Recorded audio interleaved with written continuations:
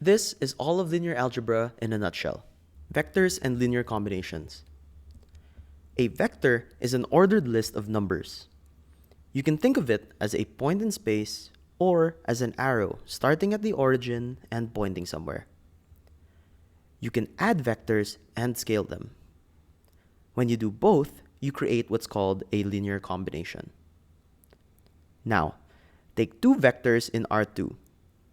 If they're not pointing in the same direction, their combinations can reach every point on the 2D plane. In R3, three vectors that don't all lie on the same plane can reach all of 3D space. This idea is called span, which tells you what portion of space a set of vectors can cover using only their combinations. Matrices. Now suppose you have a system of linear equations, something like 3 equations with 3 unknowns. Instead of writing each one out line by line, we can organize everything into a matrix equation. In a matrix, each row represents an equation, and each column lines up with a variable, like x, y, or z. So, if A is the matrix of coefficients, x is the vector of unknowns, and b is the vector of outputs, the system becomes ax equal b. This equation means multiply matrix A by vector x to get vector b. Here, A acts like a transformation. It takes an input vector x and maps it to a new vector b. The goal is to figure out which x makes that mapping true. This setup turns solving equations into solving for a vector, and it's the starting point for everything else in linear algebra.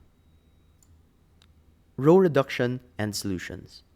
To solve our equation ax equal b, we use row operations to simplify the matrix into a cleaner form. Row operations are just simple moves like swapping rows, scaling a row, or adding one row to another.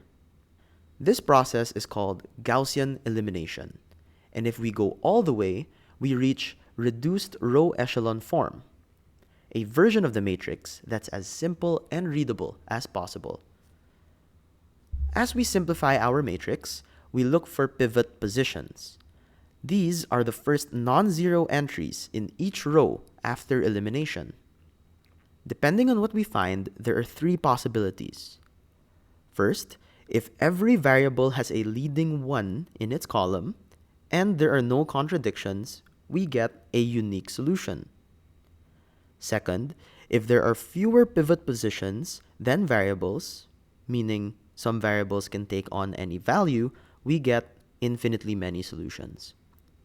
Lastly, if a row simplifies to something like 0, 0, 0, 1, which means 0 equal 1, the system has no solution because that is a contradiction. Independence, basis, and dimension.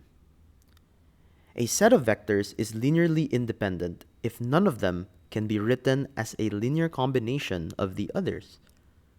This matters because in any space, you want the smallest possible set of vectors that still spans the entire space. That minimal, independent set is called a basis. In R2, a basis is any 2 non-parallel vectors. In R3, it's any 3 vectors that don't lie in the same plane. The number of vectors in a basis equals the dimension of the space. Linear transformations. A matrix doesn't just solve equations. It also defines a linear transformation. It maps vectors from one space to another in a way that preserves 2 things: vector addition and scalar multiplication. That means if you know how the matrix transforms the basis vectors, you essentially know how it transforms the entire space. Linear transformations can stretch, rotate, reflect, or flatten space, and we study them to understand how systems behave. Determinants and inverses. The determinant of a square matrix tells you whether a transformation preserves volume, reverses orientation, or collapses space entirely. If the determinant is 0, the transformation squashes space into a lower dimension, and the matrix has no inverse. If the determinant is non-zero, you can reverse the transformation using an inverse matrix.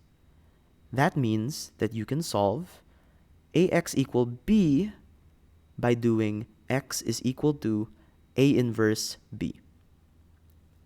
Inversion only works when the transformation keeps the full dimensionality intact. Eigenvectors and eigenvalues. Some vectors, when transformed by a matrix, don't change direction. They just get scaled. These are called eigenvectors. And the amount they're scaled by, that's the eigenvalue. Eigenvectors and eigenvalues tell us the invariant directions of a transformation. That is, the directions that stay aligned even as their magnitude changes. This is a powerful idea. It appears in fields like stability analysis, facial recognition, and even principal component analysis in data science. And that's it. Again, some details were left out, but if you thought you could master linear algebra in this short video, then you're absolutely nuts.